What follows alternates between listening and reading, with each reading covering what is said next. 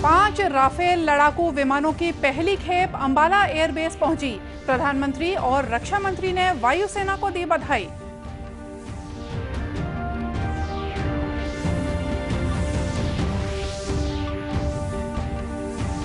केंद्रीय मंत्रिमंडल ने नई राष्ट्रीय शिक्षा नीति 2020 को दी मंजूरी। स्कूली और उच्च शिक्षा में होगा आमूलचूल सुधार।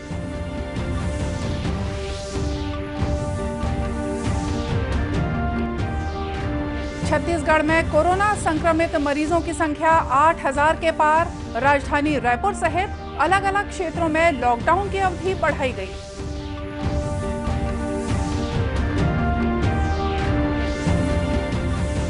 और छत्तीसगढ़ की राज्यपाल के रूप में सुश्री अनुसुईया उइके ने पूरा किया 1 साल का कार्यकाल।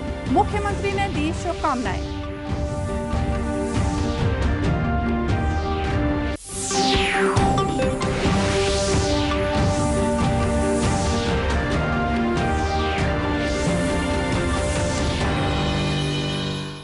नमस्कार, आप देख रहे हैं दूरदर्शन समाचार। मैं हूं मोनिका शर्मा और आइए अब देखते हैं समाचार विस्तार से। 5 राफेल लड़ाकू विमानों की पहली खेप आज पहुंच गई है। इन विमानों को हरियाणा के अंबाला वायुसेना केंद्र में भारतीय वायुसेना में शामिल किया जाएगा। भारतीय वायुसेना के अंदर पहुंचने पर राफेल विमानों का स्वागत 2 सुखोई 30 विमानों द्वारा किया गया।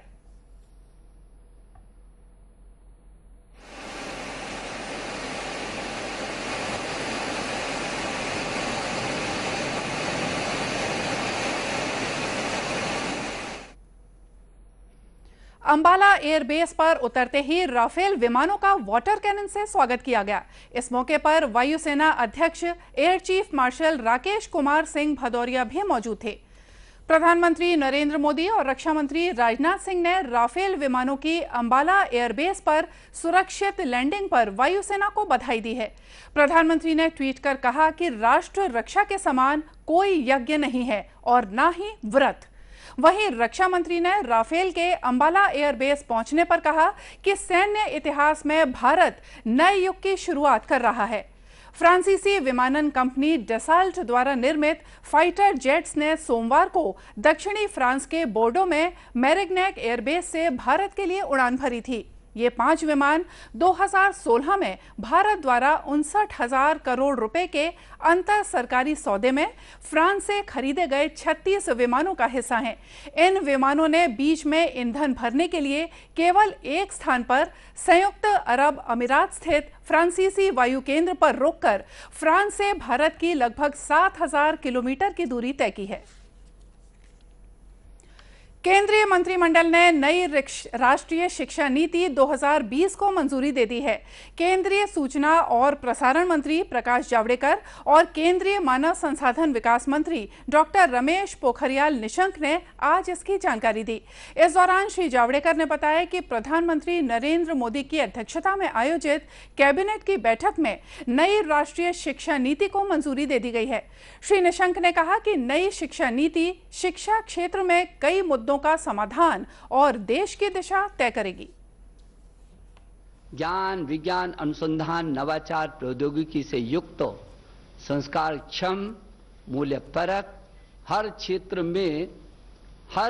में हर परिस्थिति का मुकाबला करने वाली पूरी दुनिया के लिए भारत में ज्ञान की महाशक्ति के रूप में उभर करके आएगी। जब पूरी दुनिया का सबसे बड़ा गंतव्य, शिक्षा का गंतव्य हिंदुस्तान होगा। उल्लेखनीय है कि नई शिक्षा नीति से स्कूली और उच्च शिक्षा में आमूलचूल सुधार का रास्ता साफ हो गया है। उच्च शिक्षा में अब मल्टीपल एंट्री और एग्जिट का विकल्प दिया जाएगा। 5 साल समग्र पाठ्यक्रम करने वालों को एमफिल नहीं करना होगा। अब कॉलेजों को अधिमान्यता के आधार पर पात्रता दी जाएगी। उच्च शिक्षा के लिए एक ही नियामक रहेगा और साथ ही मानव संसाधन विकास मंत्रालय अब शिक्षा मंत्रालय कहलाएगा। छत्तीसगढ़ में कोरोना संक्रमित मरीजों की संख्या 8000 के पार हो गई है। प्रदेश में मंगलवार को 306 कोरोना पॉजिटिव नए मरीजों की पहचान की गई है। इनमें रायपुर जिले से 158, दुर्ग और राजनांदगांव से 20-20, बिलासपुर और बस्तर से 18-18, नारायणपुर से 11, रायगढ़ और बलौदाबाजार से 8-8 मरीज शामिल हैं। इसी तरह सरगुजा और गरियाबंद से 6-6, कबीरधाम से 5, कोरबा और मुंगेली से 4-4, कोरिया, बलरामपुर, जशपुर, महासमुंद और दंतेवाड़ा से 3-3, कांकेर से 2 और जांजगीर चांपा से 1 मरीज मिला है। इन्हें मिलाकर प्रदेश में कोरोना संक्रमित मरीजों की संख्या बढ़कर 8286 हो गई है। इनमें से 2801 सक्रिय मरीजों का इलाज विभिन्न अस्पतालों में चल रहा है। वहीं प्रदेश में कोरोना से मरने वालों की संख्या भी बढ़कर 46 हो गई है। इस बीच राज्य शासन के स्वास्थ्य विभाग ने रेड, ऑरेंज और ग्रीन जोन वाले विकास खंडों की नई सूची जारी की है। इनके अनुसार प्रदेश के 127 विकास खंडों को रेड जोन और 28 विकास खंडों और शहरी क्षेत्रों को ऑरेंज जोन में रखा गया है, जबकि बाकी विकास खंड ग्रीन जोन में शामिल है। केंद्रीय स्वास्थ्य मंत्रालय के दिशा निर्देशों के मुताबिक प्रदेश के सभी विकास खंडों और शहरी क्षेत्रों में कोरोना संक्रमण के सक्रिय मामलों की संख्या, इनके दुगने होने की दर और प्रति 1 लाख जनसंख्या पर सैंपल जांच की ताजा स्थिति के आधार पर उन्हें रेड, ऑरेंज और ग्रीन जोन में बांटा गया है। दूसरी ओर देश में कोरोना संक्रमण से स्वस्थ लोगों की संख्या 10 लाख तक पहुंच गई है। इसके साथ ही स्वस्थ होने की दर अब 64.51% हो गई है। कोरोना से मृत्यु दर भी घटकर 2.23% रह गई है। प्रदेश में कोरोना संक्रमण के बढ़ते हुए मामले को देखते हुए अलग अलग जिलों के कंटेनमेंट क्षेत्रों में लॉकडाउन की अवधि 6 अगस्त तक बढ़ा दी गई है। इस दौरान आवश्यक सेवाओं को छोड़कर अन्य गतिविधियों को प्रतिबंधित कर दिया गया है। रक्षाबंधन और ईद उल जुहा के त्योहार को ध्यान में रखते हुए प्रशासन द्वारा राशन दुकानों को भी कुछ निर्धारित समय के लिए खोलने की अनुमति दे दी गई है। रायपुर नगर निगम क्षेत्र में भी लॉकडाउन के दौरान 29 और 30 जुलाई को सुबह 6 बजे से 10 बजे तक किराना दुकानें खुली रहेगी।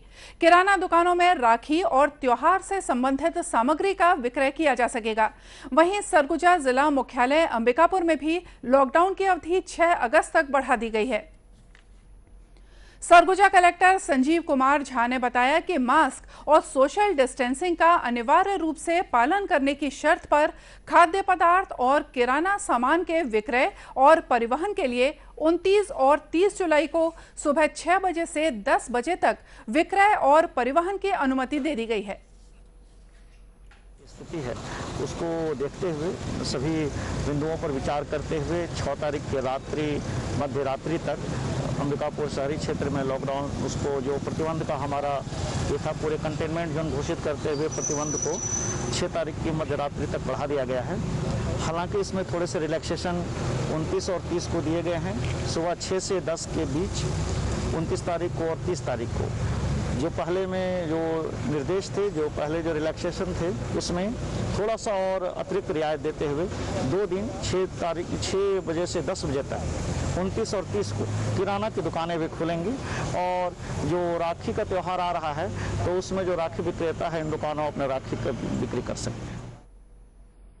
इसी तरह प्रदेश के दूसरे जिलों के नगरीय क्षेत्रों में भी कोरोना संक्रमण की रोकथाम के लिए लॉकडाउन के दौरान केंद्र और राज्य सरकार के जारी दिशा निर्देशों का कड़ाई से पालन कराने के निर्देश दिए गए हैं।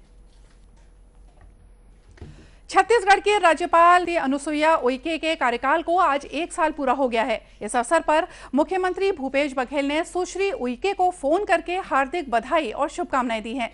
कृषि मंत्री रविंद्र चौबे ने भी राजभवन पहुंचकर राज्यपाल को पुष्प गुच्छ भेंट कर अपनी शुभकामनाएं दी।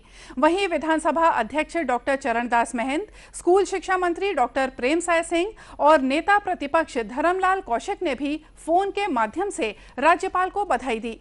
राज्यपाल ने भी ट्वीट कर कहा है कि आज छत्तीसगढ़ के राज्यपाल के कार्यकाल का मेरा 1 वर्ष पूरा हुआ। मुझे जो दायित्व दिया गया है उसे निभाने के लिए मैंने हर संभव प्रयास किया है। आने वाले समय में और भी बेहतर करने का प्रयास करूंगी। छत्तीसगढ़ में राजधानी रायपुर के समीप माता कौशल्या की जन्मभूमि चंद्रखुरी में भव्य मंदिर का निर्माण शुरू किया जाएगा।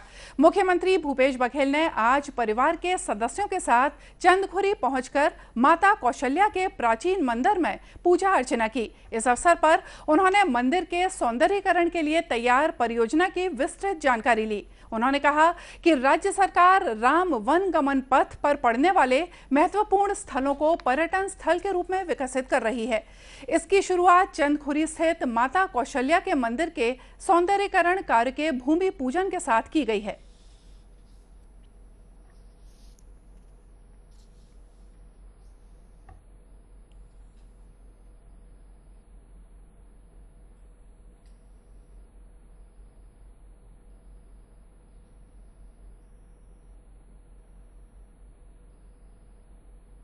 ये मेरे लिए प्रसन्नता की बात है कि इसके सौंदर्यीकरण और विस्तार के लिए हम लोगों ने भूमि पूजन किया था और अब उसके टेंडर वगैरह प्रक्रिया पूरी हो चुकी है और अगस्त तीसरे सप्ताह में इसका निर्माण भी शुरू होगा। राम वनगमन पथ का निर्माण भी, उसकी भी तैयारी हमारी चल रही है। सारी प्रक्रियाएँ लगातार चल रही है और हम लोग लगातार मॉनिटरिंग भी कर रहे हैं। तो वो भी राम वनगमन पथ भी बहुत जल्दी ही छत्तीसगढ़ के मानचित्र में भर के आएगा। उल्लेखनीय है कि छत्तीसगढ़ में राम वन गमन पथ पर्यटन परिपथ को विकसित करने के उद्देश्य से प्रथम चरण में 9 स्थलों का चयन किया गया है। डाक विभाग ने रक्षाबंधन को खास बनाने और राखियों को सुरक्षित भेजने के लिए विशेष रूप से डिजाइनर राखी लिफाफे तैयार किए हैं। डाक विभाग ने बहनों द्वारा भेजी जाने वाली राखियों को उनके भाइयों तक सुरक्षित पहुंचाने के लिए खास तैयारी की है। डाकघरों द्वारा निर्मित डिजाइनर राखी लिफाफों की बिक्री भी शुरू कर दी गई है।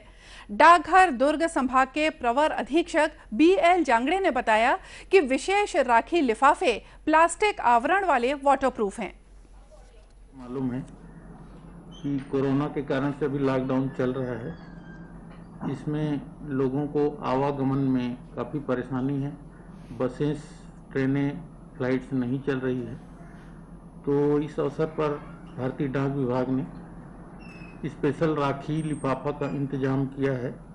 यह राखी लिफाफा बहुत मजबूत है, वाटरप्रूफ भी है और रंग बिरंगा भी है। पिछले साल करीब 5000 राखी लिफाफा बिके थे।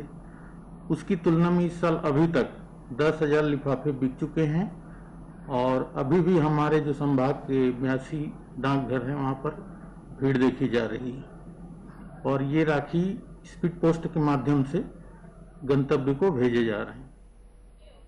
श्री जांगड़े ने यह भी बताया कि कोरोना संक्रमण को देखते हुए राखी लिफाफों को सैनिटाइज भी किया जा रहा है। प्रकार के डाक को सैनिटाइज करने की व्यवस्था सभी डाकघरों में है। बुकिंग के पश्चात भी इसको सैनिटाइज किया जा रहा है और वितरण के पूर्व भी सैनिटाइज किया जा रहा है। हमारे सारे कर्मचारी हैं, उनको मास्क और सैनिटाइजर प्रदान किया गया है। इन केस किसी डाकघर में यदि राखी लिफाफा समाप्त हो जाता है तो उसके लिए हमने बैकअप प्लान के तौर पे एक अलग से लिफाफा भी ये हमने विभागीय लिफाफा बना के रखा है ताकि किसी को कोई परेशानी न होने पाए। उल्लेखनीय है कि आकर्षक राखी लिफाफों की बिक्री के लिए डाकघरों में अलग से काउंटर भी बनाए गए हैं।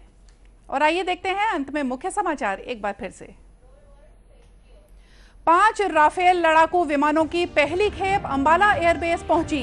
प्रधानमंत्री और रक्षा मंत्री ने वायुसेना को दी बधाई।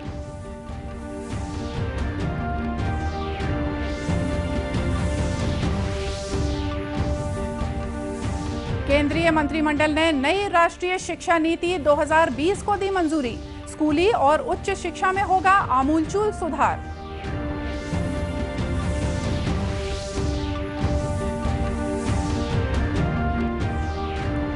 छत्तीसगढ़ में कोरोना संक्रमित मरीजों की संख्या 8000 के पार। राजधानी रायपुर सहित अलग अलग क्षेत्रों में लॉकडाउन की अवधि बढ़ाई गई।